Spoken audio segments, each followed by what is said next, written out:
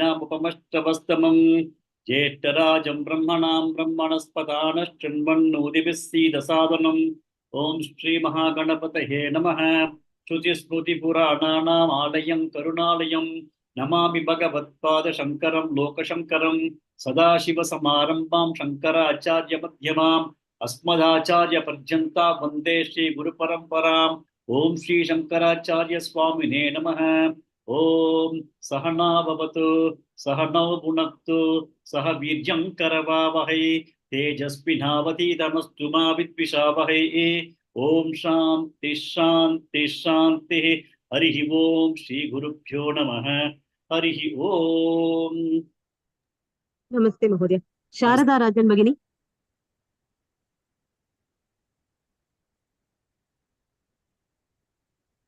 शारदा राजन् भगिनी। Yes, ma'am. ॐ श्री परमात्मने नमः। अथ पंचमोऽध्यायः कर्म संन्यास योगः। राजेश्वरी शंकर भगिनी। Okay continue. अर्जुन उवाच संन्यासं कर्मणां कृष्ण पुनर्योगं च शंससि यच्छ्रेय एतयोरेकं तन्मे ब्रूहि सुनिश्चितम्। राजेश्वरी शिवशंकर भगिनी। नमस्ते सर। श्री भगवान उवाच संन्यासः कर्म योगश्च निरश्रेयस सकरावुभौ निःश्रेयसकरावुभौ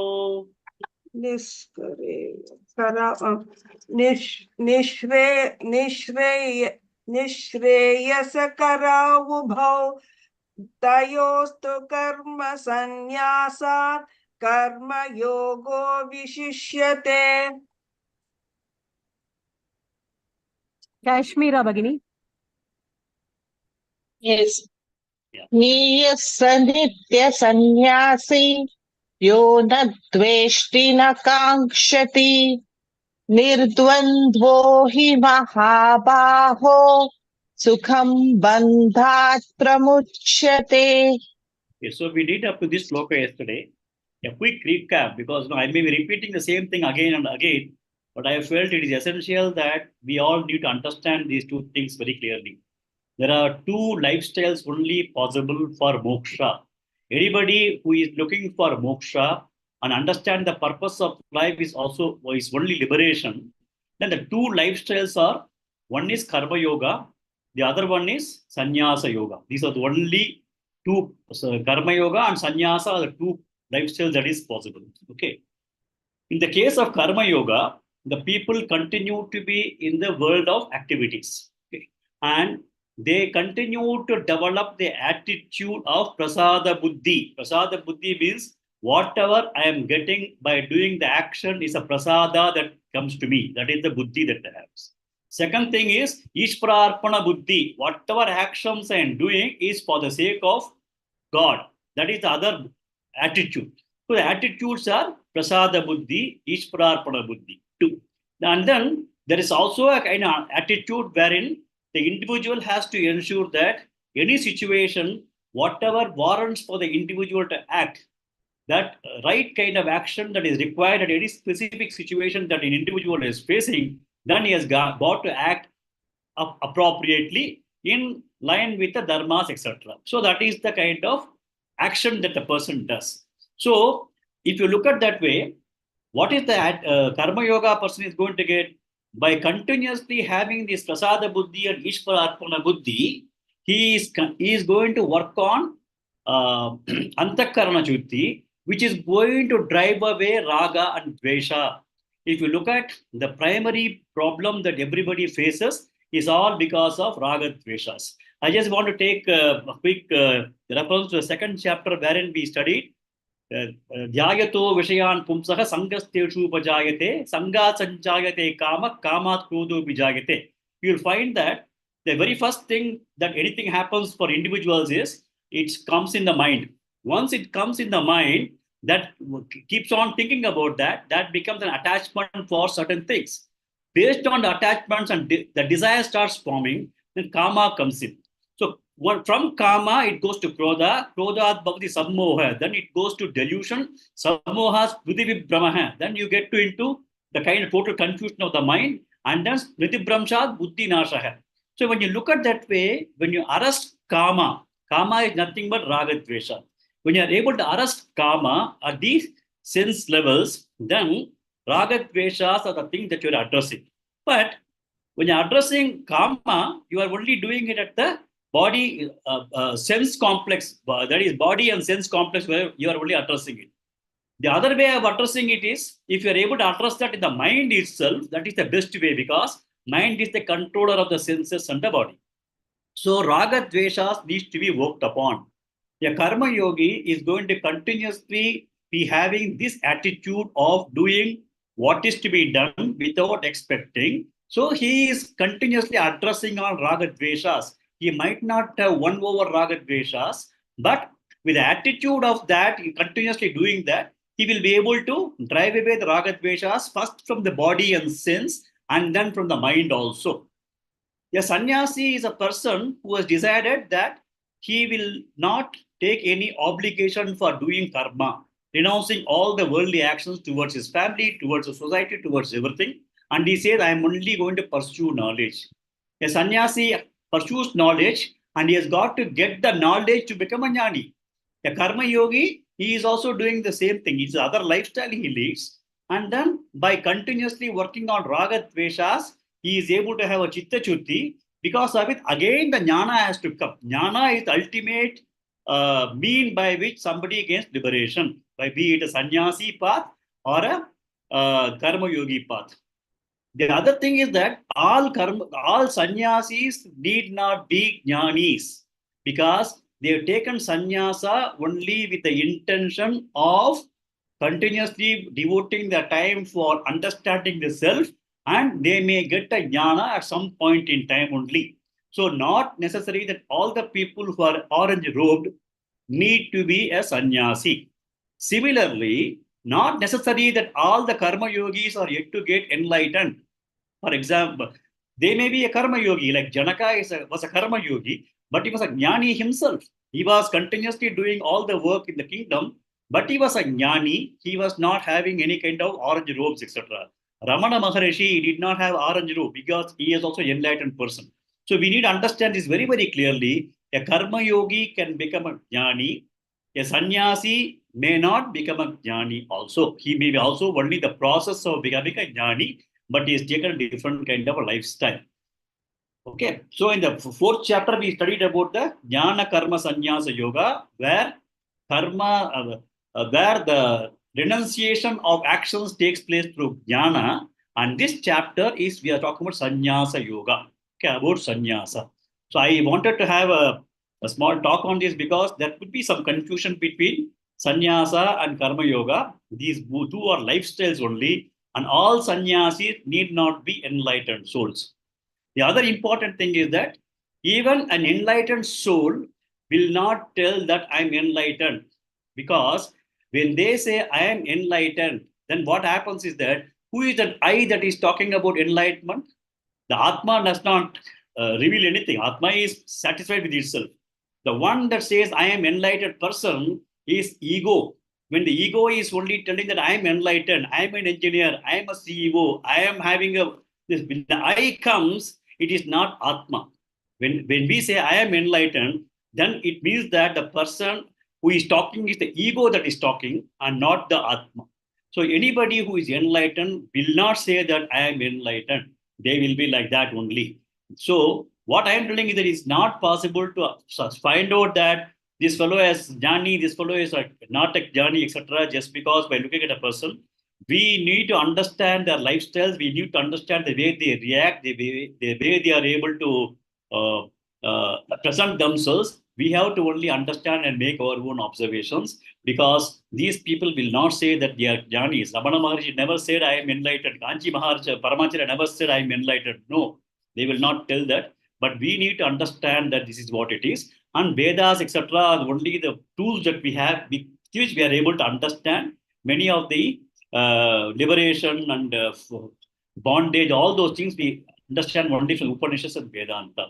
Okay, with this background, in the earlier shloka, the 5.3, we said, Nyayascha Nitya Sanyasi Yona Dveshtina Kankshati. So this person does not have any dislike or likes, which is what?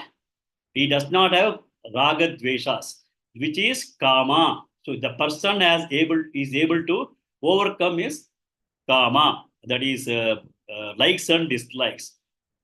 Secondly, is a nitya sannyasi, means he is able to absolutely have no likings and dislikings. Okay, absolute terms. Because some people may have likings, though they may be a sannyasi, they may not be having that kind of likes and dislikes across everything. They will have still some amounts of likes and dislikes, because when they take to sannyasa without undergoing a karma yoga, they may perhaps externally they may try to restrict themselves from certain worldly interactions, but how far the mind has been cleansed in terms of raga dveshas, we do not know. So they may not be a nitya sannyasi. They may be able to exhibit some level of sannyasa, or they may be able to exhibit some level of sannyasa towards certain kinds of interactions, but they need not be a nitya sannyasi. And true nitya sannyasi is one who has got an absolutely, he does not absolutely free of likes and dislikes. Na dveshti, na kamshati.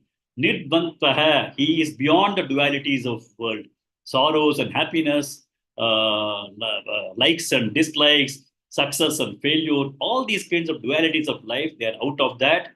Sukham bandhat pramuchyate. For those kinds of jnanis who are of this particular nature, for them, bandhat pramuchyate sukham. Sukham in this case is called very easily. Easily they will be able to come out of bondage. Bondage is primarily happening only at the mind and the body complex. So they are able to detach themselves from the mind-body complex because they are only with their own self or Atma, and they also know that they are all akartas, so they are able to come out of bondage very easily. So this is a Nitya Sannyasi which we talked about yesterday. We'll go to the next shloka. Sheila Shinde Bagini. Yes, ma'am. Sankhya Yoga Pritak Palaha. Sankhya Yoga Prutak Balaha. Sankhya Yoga Prutak Balaha. Pravadanti na panditaha. Pravadanti na panditaha. Pravadanti na panditaha. Sankhya Yoga Pritak Palaha. Pravadanti na panditaha. Sankhya Yoga Prutak Balaha. Pravadanti na panditaha. Sankhya Yoga Prutak Balaha. Pravadanti na panditaha. Next. Anupama Bhatt Bagini. Ekamapyastitas samyak. एकमप्यास्थितः सम्यक् एकमप्यास्थितः सम्यक् Ubayor vindate phalam. उभयोर्विन्दते फलम् उभयोर्विन्दते फलम् Ekamapyastitas samyak. Ubayor vindate phalam. एकमप्यास्थितः सम्यक् उभयोर्विन्दते फलम् एकमप्यास्थितः सम्यक् उभयोर्विन्दते फलम्. Next. Runalini Gopalan Bagini. Sankhya Yoga Pruthak Balaha. Sankhya Yoga Pratak Balaha. Sankhya Yoga Pratak Balaha. Pravadanti na panditaha. प्रवदन्ति न पण्डिताः प्रवदन्ति न पण्डिताः साङ्ख्ययोगौ पृथक् बालाः प्रवदन्ति न पण्डिताः साङ्ख्ययोगौ पृथक् बालाः प्रवदन्ति न पण्डिताः साङ्ख्ययोगौ पृथक् बालाः प्रवदन्ति न पण्डिताः Next. लीना मेहुल्दामा भगिनी एकमप्यास्थितः सम्यक् उभयोर्विन्दते फलम् एकमप्यास्थितः सम्यक् उभयोर्विन्दते फलम् एकमप्यास्थितः सम्यक् उभयोर्विन्दते फलम् Next. कृष्ण पावनी भगिनी First line 2 times. साङ्ख्ययोगौ पृथक् बालाः प्रवदन्ति न पण्डिताः साङ्ख्ययोगौ पृथक् बालाः प्रवदन्ति न पण्डिताः Good. Next. लक्ष्मी बीवी भगिनी Second line 2 times. एकमप्यास्थितः सम्यक् उभयोर्विन्दते फलम् एकमप्यास्थितः सम्यक् उभयोर्विन्दते फलम् Good. Next. गुरुमूर्ति महोदय Both the lines once. साङ्ख्ययोगौ पृथक् बालाः प्रवदन्ति न पण्डिताः एकमप्यास्थितः सम्यग् उभयोर्विन्दते फलम्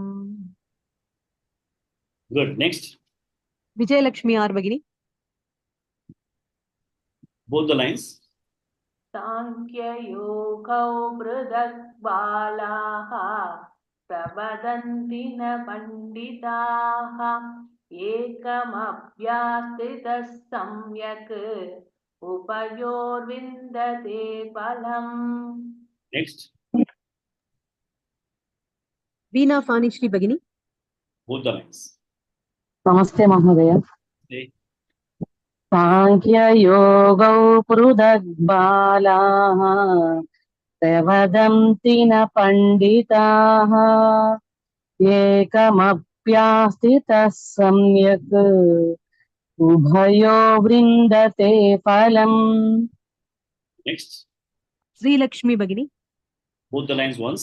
नमस्ते सर साङ्ख्ययोगो पृथक् बालाः प्रवदन्ति न पण्डिताः एकमप्यास्थितः सम्यक् उभयोर्विन्दते फलम् Okay. Next. One more person. ललिता रामचंद्रन भगिनी साङ्ख्ययोगौ पृथक् बालाः प्रवदन्ति न पण्डिताः एकमप्यास्थितः सम्यक् उभयोर्विन्दते फलम् Okay, we'll just discuss about the Shloka. Sir, before that, I wanted to, one second. It just said Samayak Ubayor Vindate. What is that? In my book, it is written Samayak Ubayor Vindate. Yeah, that's what we read. Samyak ubayor vidyate. It is Samayak you are saying. No? So it is, Samyak, now samyak. it is Not Samyak. Samyak, but it is given as Samyak Ubayor Vindate. Ka is not there. Thing is, we may have to split it properly. Okay. Okay, that is, if you look at that way, 8 aksharas make one pada. So when you split it, it will be samyak. Samyak ubayoho vindade. If you want to split it, sankhya yoga pruthak balaha pravadanti. So it has got a split like that. But If you look at the way, samyak. Samyak means properly. Okay. So you take it as samyak. If it is samyak, you correct it as samyak. Okay. Am I audible or I'm? Hello. Audible, sir. Yes, Mahodaya, You are audible. Yes, So sir. let me finish the sloka. Now, Sankhya Yoga. Sankhya in this case is knowledge. Knowledge means sannyasa. So Sankhya means sannyasa. Yoga means karma yoga. Okay, Sankhya Yoga means Sankhya, sannyasa, and karma yoga. The two of them are combined together and they put Sankhya Yoga. That is sannyasa and karma yoga. Okay, both of them are lifestyles. So the lifestyle of sannyasa and karma yoga. Pritak balaha pravadanti. Pravadanti means argue. Okay. Pritak means different. Sankhya Yoga, that is sannyasa and karma yoga, are different. That is the way arguments are being made. By whom? Balaha. Balaha means children. But in this particular case, we have to understand that Balaha means those who are ignorant people. Ignorant people argue that sannyasa and karma yoga are different. That is the way they argue. Na panditaha. People who are learned, wise, jnanis, etc., they never argue that sannyasa and karma yoga are different. Only those who are ignorant of knowledge, those who do not know much about these things, they only argue sannyasa is different and this is different. Okay, but panditas, they don't talk that they don't, both are different. Ekam api astitaka samyak. Out of either sannyasa or karma yoga, ekam api, even if you are able to follow, astitaka means follow. Even if you are able to follow one of them, ekam api astitaka samyak, properly, ubayoho, both of them, vindate palam, they will be able to provide you with the fruits of what you are looking for. What is the fruit that you are looking for? Knowledge, moksha. So Sankhya Yoga, that is sannyasa as a lifestyle or karma yoga as a lifestyle. Any one of them, if somebody is following very properly, both of them will be able to help you in terms of achieving moksha, liberation. So that is the meaning of this. Only people who do not understand things properly, they say they are different. Pritak. This is different, that is different. Actually, following any one of them properly will lead to the same result, whatever. So at the end of the day, moksha is what we are trying to gain by either through sannyasa or through karma yoga. If that is followed properly, we will be able to reach. So we have to again understand that karma yoga and jnana will also provide the chitta chutti, which will help us to gain knowledge, which will help us liberate. Sannyasa yoga, they give up everything. They go to continuously spend the entire time only in learning and understanding themselves and then gain the knowledge, then moksha. So knowledge is a common thing which has got to be gained both by a sannyasi and a karma yogi. So differentiating that is different and that is different is not correct as per wise people. They feel that it is all two different ways. You can go to Chennai from Bangalore either through Hosur route or through the Mulbagal route based on your convenience or based on whatever way you want or whatever is just best befitting you. But at the end of the day, destination is same. Okay, that is the understanding that we need to have of this sloka. Next.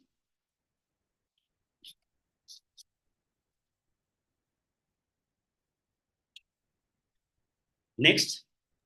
Hey, Lalita Bagini. Yat sankhyaif prapyate sthanam. Yat sankhyaif prapyate sthanam. Yat sankhyaif prapyate sthanam. Sankhyaif. Yat sankhyaif prapyate sthanam. Yat sankhyaif prapyate sthanam. Yat sankhyaif prapyate sthanam. Correct, sir? Correct. Tadyogairapi gamyate. Tadyogairapi gamyate. Tadyogairapi gamyate. Yat sankhyaif prapyate sthanam. Tadyogairapi gamyate. Yat sankhyaif prapyate sthanam. तद्योगैरपि गम्यते यत् साङ्ख्यैः प्राप्यते स्थानं तद्योगैरपि गम्यते. Good. Next. श्रीमती भगिनी. नमस्ते महोदय. नमस्ते. एकं सांख्यं च योगं च. एकं सांख्यं च योगं च. एकं सांख्यं च योगं च. यः पश्यति स पश्यति.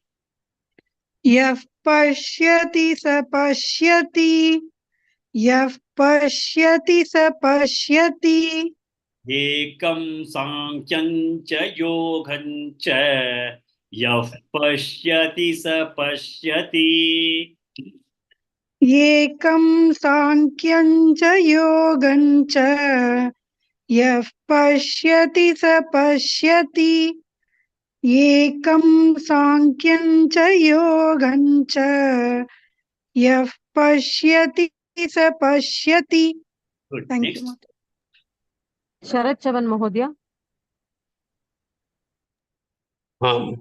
Yes, sir.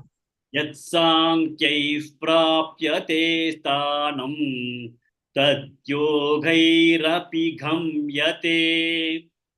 यत् सांख्ये प्राप्यते स्थानं तद्योगैरपि गम्यते. यत् सांख्ये प्राप्यते स्थानं तद्योगैरपि गम्यते. Next. अनुपमा भट्ट भगिनी. एकं सांख्यं च योगं च. यः पश्यति स पश्यति.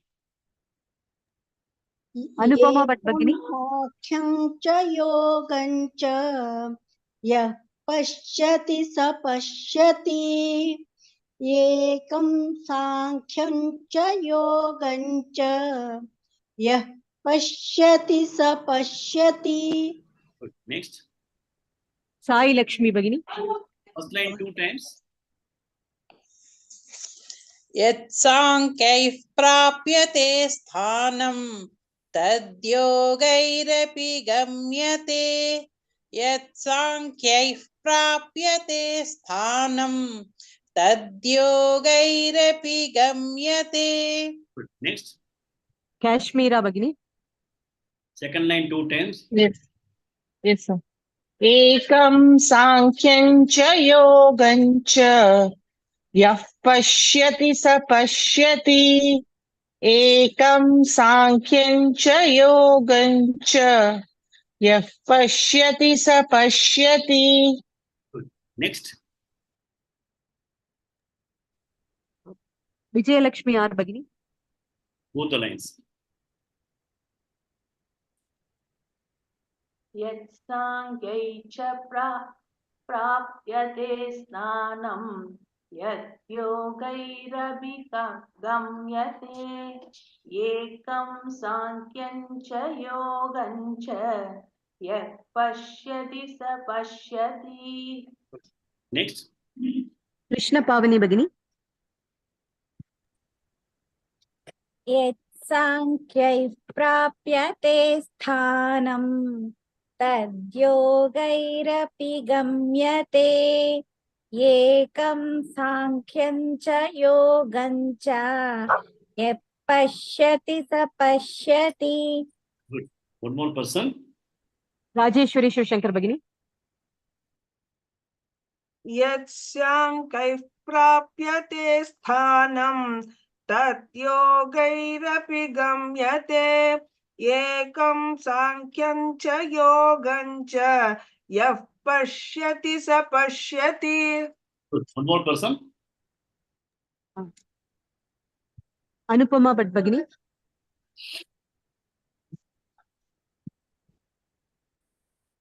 एकं सांख्यं च योगं च. यः पश्यति स पश्यति. एकं सांख्यं च योगं च. यः पश्यति स पश्यति. We'll go to the meaning of this shloka. It's a very simple meaning. Now, if somebody is following sannyasa, okay, what is the ultimate accomplishment he will be having? Moksha, liberation. Okay. Now, if you have a person following karma yoga, say, what is the ultimate destination he is going to have? Again, moksha. So, yadu sankhya prapayate sthanam. Whichever is the destination or accomplishment a sannyasa is going to have.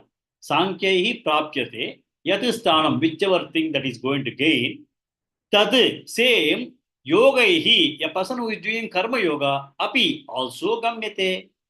So whatever a sannyasi is going to accomplish by his lifestyle, and by his practices, the same thing, the same sthanam, tad, yogaihi, even the karma yogi, api also, gamyate, he also accomplishes. So at the end of the day, the lifestyles can be two different things, but the end destination is moksha is same. When they are going, samyak, earlier shloka we said, Samyak ubayor vindate palam. I understand what question that one of the persons asked. See, if you look at that way, in Sanskrit, ik plus u is called gu. Okay, you might have got the book showing samyak plus u is gu, samyagu. Okay, actually, when you split the word, samyak is one word, ubayoga is another word.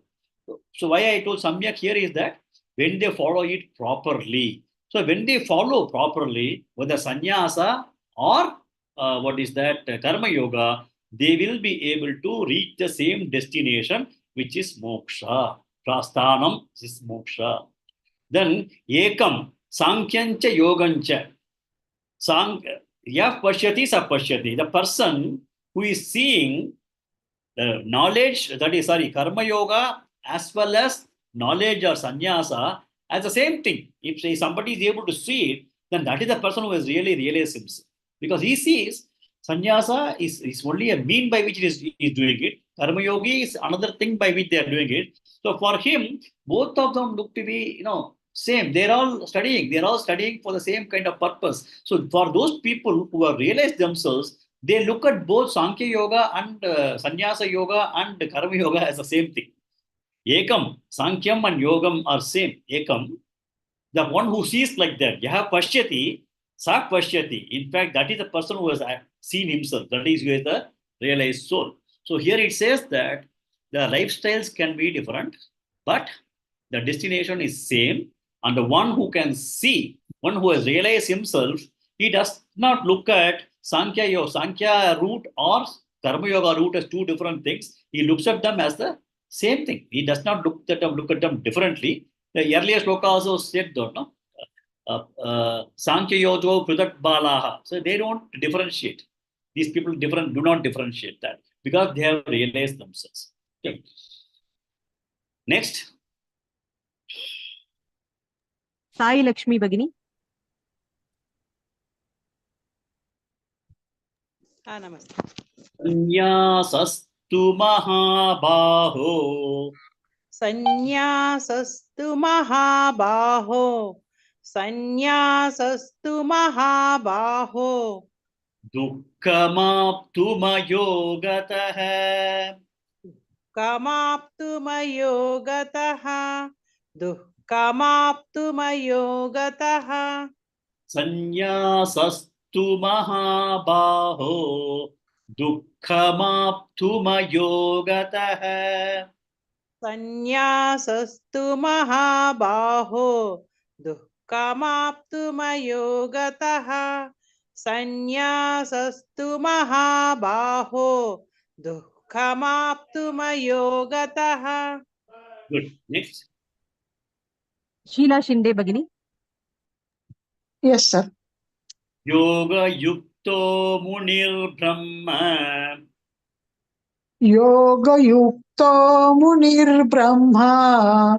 Yoga yukto munir brahma. Nachire gacchati. Nachirenadhigacchati. Nachirenadhigacchati. Yoga yukto munir brahma. न चिरेणाधिगच्छति. योगयुक्तो मुनिर्ब्रह्मा न चिरेणाधिगच्छति. योगयुक्तो मुनिर्ब्रह्मा न चिरेणाधिगच्छति. Next. लीना मेहुल्दामा भगिनी. संन्यासस्तु महाबाहो दुःखमाप्तुमयोगतः. सन्न्यासस्तु महाबाहो दुःखमाप्तुमयोगतः सन्न्यासस्तु महाबाहो दुःखमाप्तुमयोगतः. Next. लक्ष्मी बीवी भगिनी. योगयुक्तो मुनिर्ब्रह्म न चिरेणाधिगच्छति. योगयुक्तो मुनिर्ब्रह्मा न चिरेणाधिगच्छति. योगयुक्तो मुनिर्ब्रह्मा न चिरेणाधिगच्छति.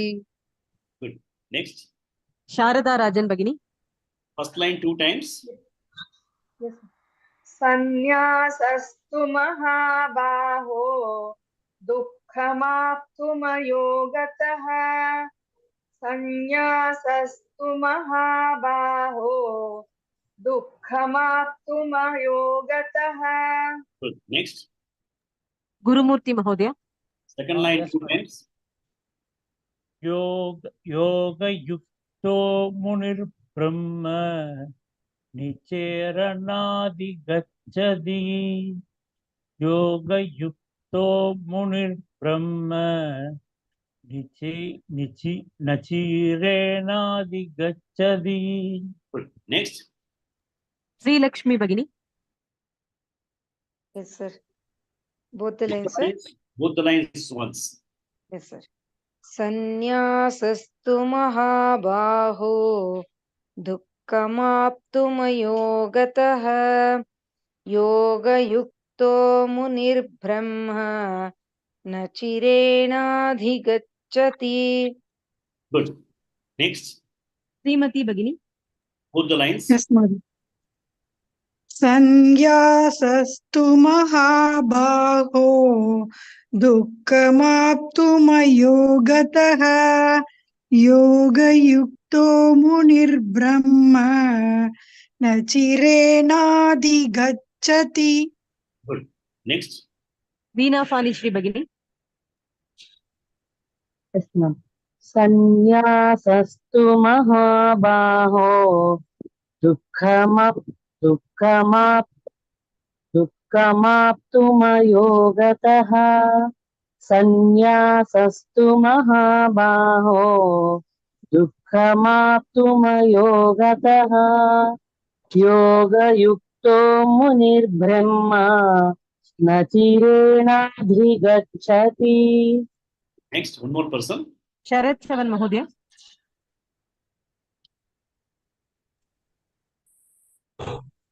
Sir, full stroke, both lines. Both the lines. Yes. Sannyasasthu mahabaho dukkhamaptum yogacchati. Yoga-yukto munir brahmam nachirenadim gacchati. Disturb both the lines, it appears. Anyhow, he just will have one more person chanting the 2 lines. Mrinalini गोपालन भगिनी.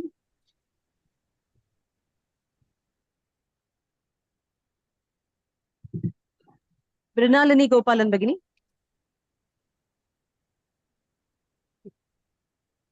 ललिता रामचंद्रन भगिनी. Yes, ma'am. Oh. Sannyasasthu mahabaho dukkhamaptumayogatah yogayukto munirbrahma na chirenadhigacchati. I think you all chanted well. Now, in this shloka, what he is telling is two. Two means whereas. Okay, sannyasah two. Whereas Sannyasa, Mahabaho is Arjuna. Okay. Dukkam aptum ayogatah. Dukkam is supposed to be difficult. So Sukham and Dukkam has got also another meaning in Sanskrit. Sukham can also mean easy.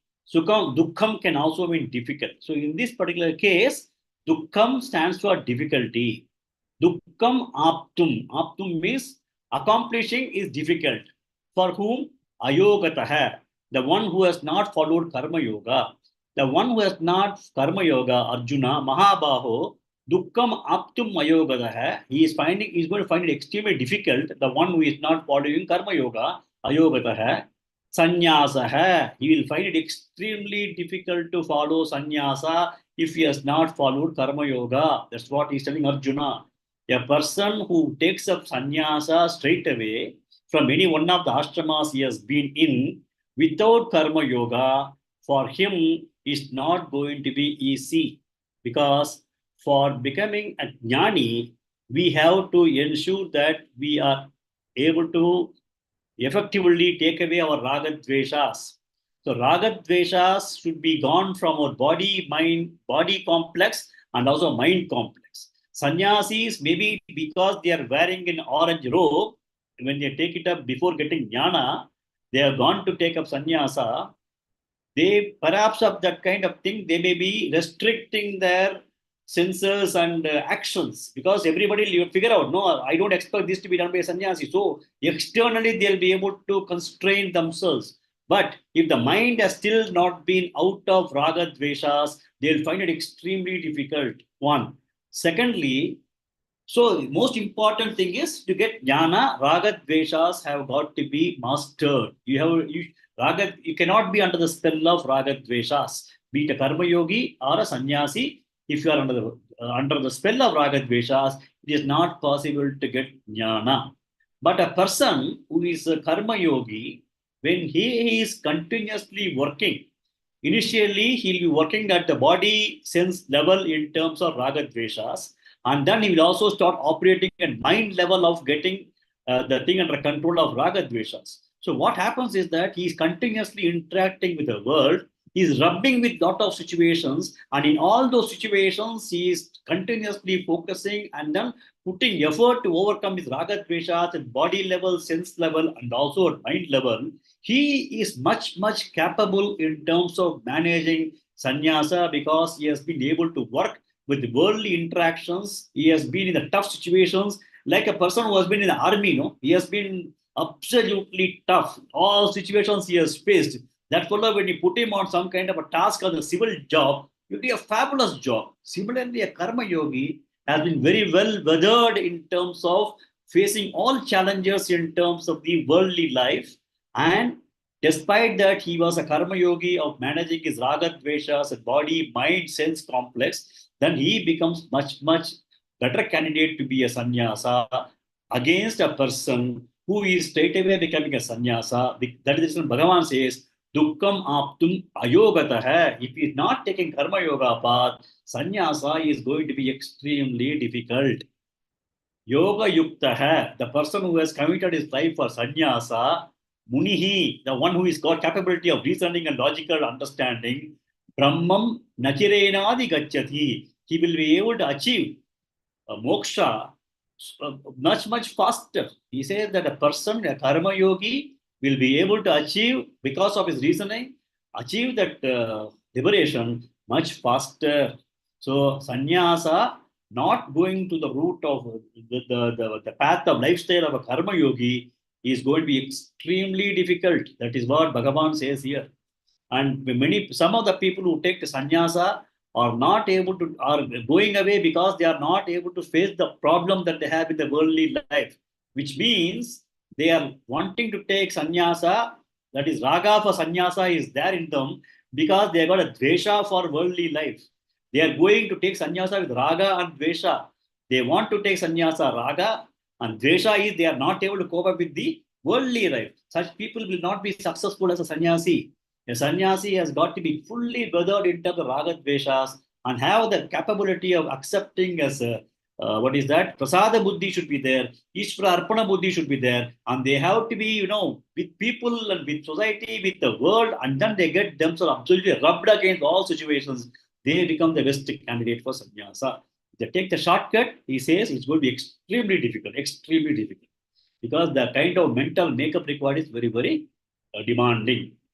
And even, for example, if somebody wants to go for a 10-day camp, and you can understand whether we are able to sustain the 10-day camp from morning 6 o'clock till night 10 o'clock on such kinds of things and devote the time without having any contact with the family. Very difficult. Some people also have undergone this vipassana at various centers all over the country.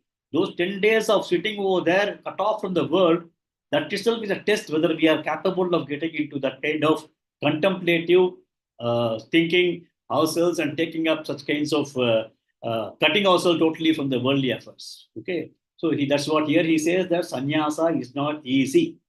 So he says, and Arjuna today what he is trying to do is that he wants to run away from battlefield. It is not that he's got the viveka to go and become a sannyasi. He is going as a kind of a escapism.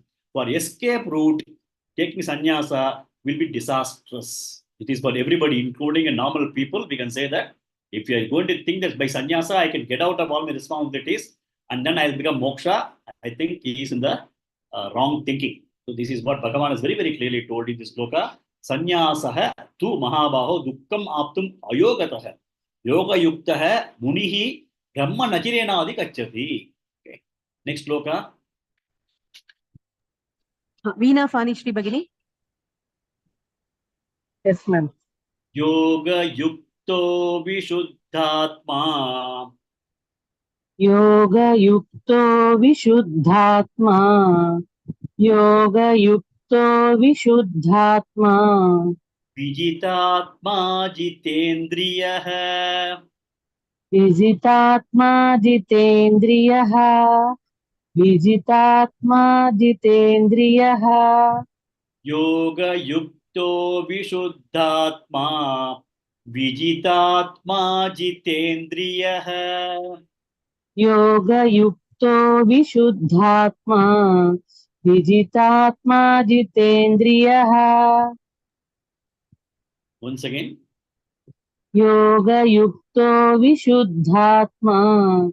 Vijitatma jitendriyah. Next. Krishna Pavani Bhagini. Sarva bhutatma bhutatma. Purvannapi na lip. Sarva bhutatma bhutatma. सर्वभूतात्मा भूतात्मा सर्वभूतात्मा भूतात्मा Purvannapi na lipyate. कुर्वन्नपि न लिप्यते कुर्वन्नपि न लिप्यते Sarva bhutatma bhutatma. Purvannapi na lipyate. सर्वभूतात्मा भूतात्मा कुर्वन्नपि न लिप्यते सर्वभूतात्मा भूतात्मा कुर्वन्नपि न लिप्यते. Next. Shanti Badri Bhagini. Yes, sir. Yoga yukto vishuddhatma. Vijitatma jitendriyah. Yoga yukto vishuddhatma. Vijitatma jitendriyah.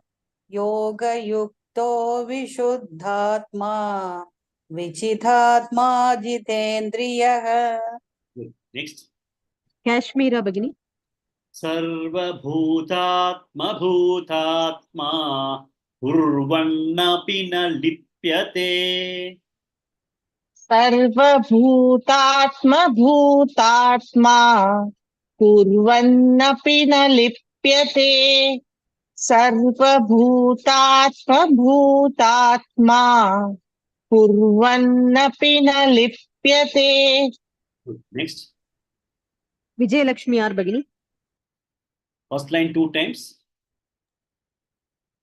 Yoga yukto विशुद्धात्मा विजितात्मा जितेन्द्रियः योगयुक्तो विशुद्धात्मा विजितात्मा जितेन्द्रियः. Next, Sai Lakshmi Bhagini. second line 2 times.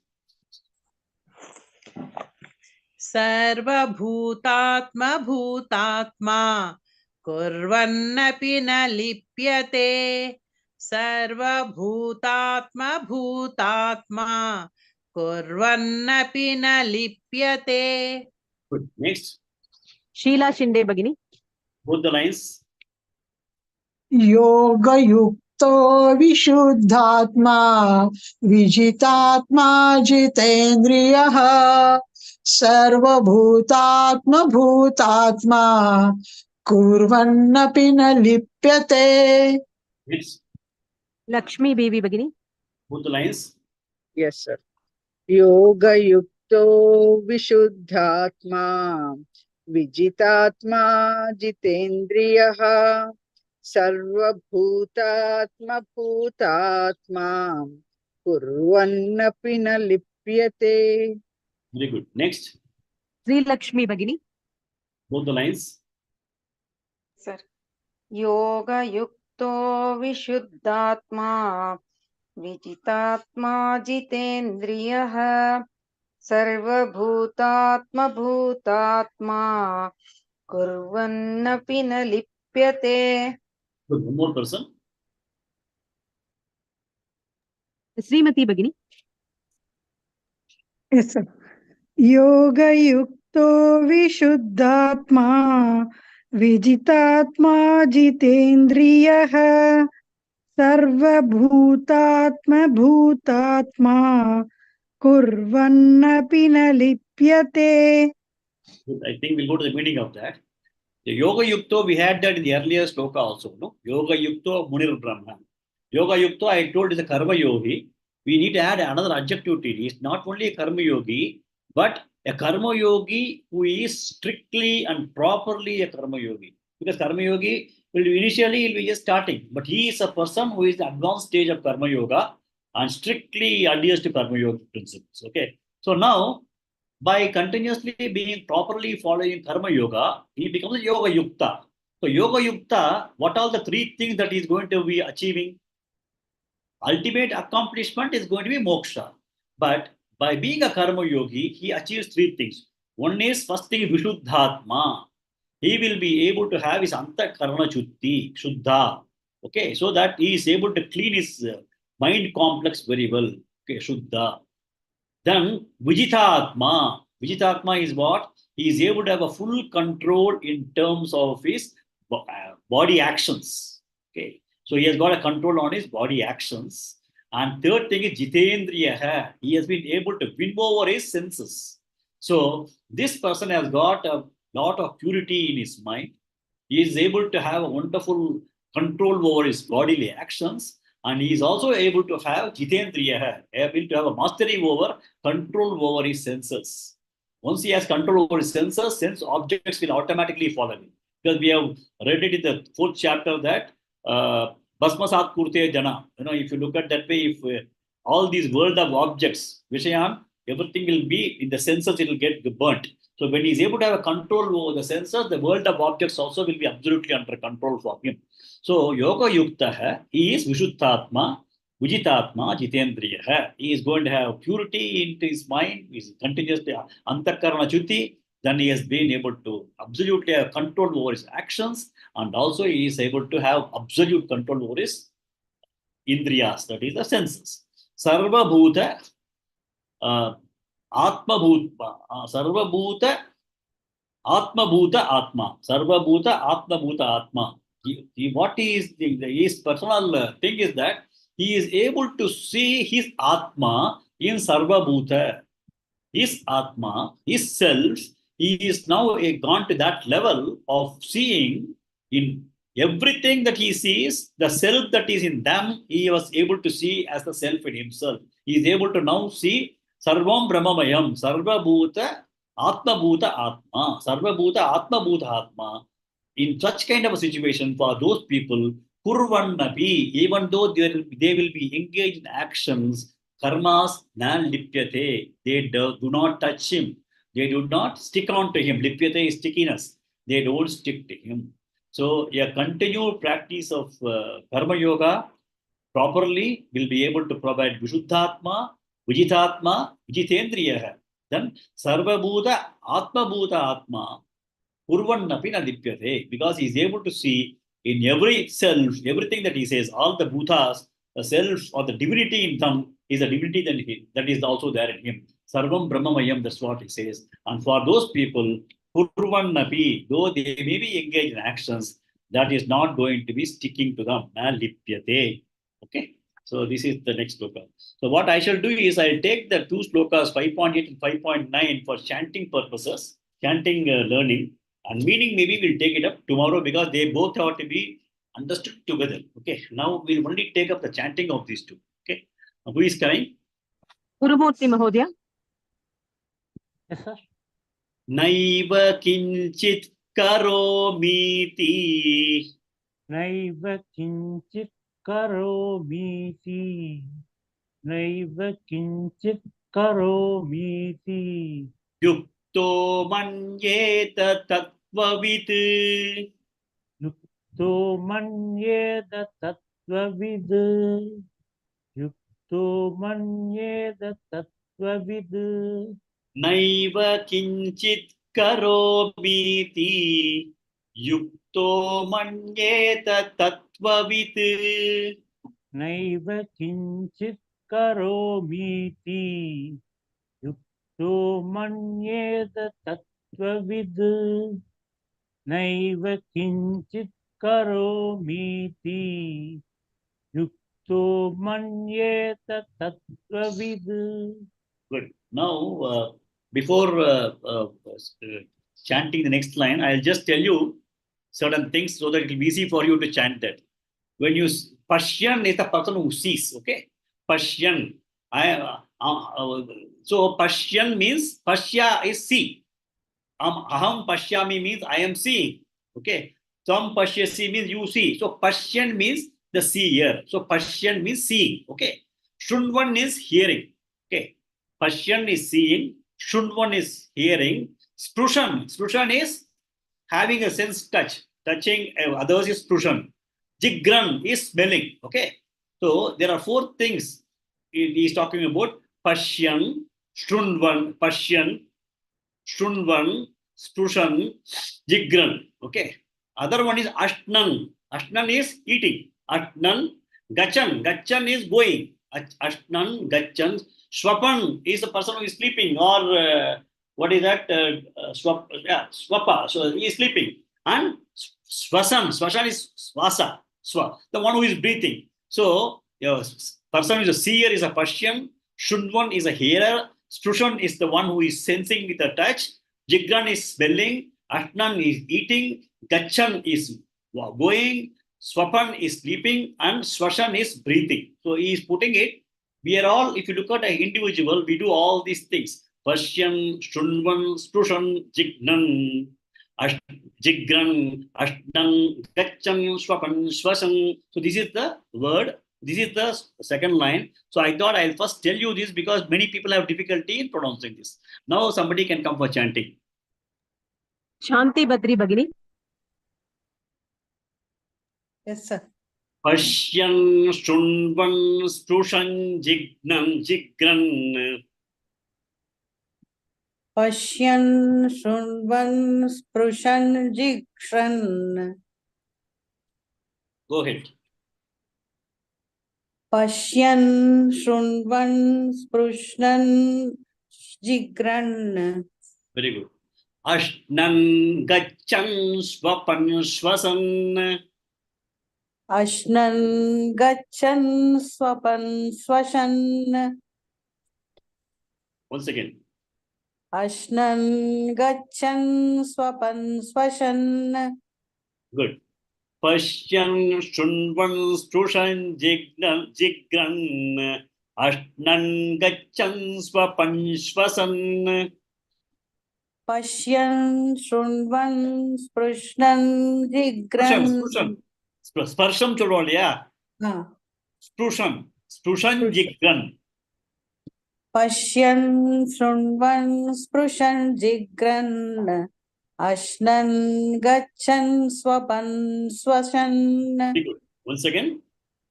पश्यन् शृण्वन् स्पृशन् Sprusham जिघ्रन् jigran.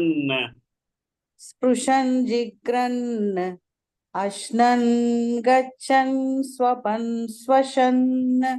Good. Next. Sharat Chavan Mahodaya.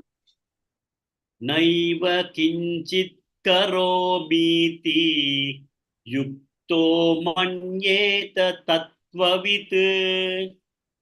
नैव किञ्चित् करोमीति युक्तो मन्येत तत्त्ववित् नैव किञ्चित् करोमीति युक्तो मन्येत तत्त्ववितः Tattvavit. तत्त्ववित्. Next. K. Lalita Bhagini. Pashyan shunvan sprushan jigran akshan gachan swapan swasan. पश्यन् शृण्वन् स्पृशन् जिघ्रन् अश्नन् गच्छन् स्वपन् श्वसन्. पश्यन् शृण्वन् स्पृशन् जिघ्रन् अश्नन् गच्छन् स्वपन् श्वसन्. Good. Next. Anupama Bhatt Bhagini. First line 2 times. नैव किञ्चित् करोमीति युक्तो मन्येत तत्त्ववित् नैव किञ्चित् करोमीति युक्तो मन्येत तत्त्ववित्. Next. Rajeshwari Shivashankar Bhagini. पश्यन् शृण्वन् स्पृशन् जिघ्रन् अश्नन् गच्छन् स्वपन् श्वसन् पश्यन् शृण्वन् स्पृशन् जिघ्रन् अश्नन् गच्छन् स्वपन् श्वसन्. Very good. Next. Leena Mehul Dama Bhagini. Both the lines. नैव किञ्चित् करोमीति युक्तो मन्येत तत्त्वित् पश्यन् शृण्वन् स्पृशन् जिघ्रन् अश्नन् गच्छन् स्वपन् श्वसन्. Next. Rajeshwari Shivashankar Bhagini. Both the lines.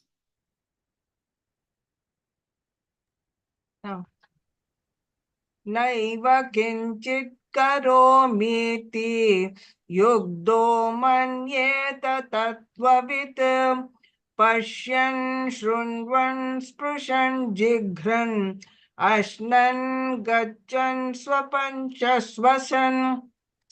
Next. Sharada Rajan Bhagini. Yes.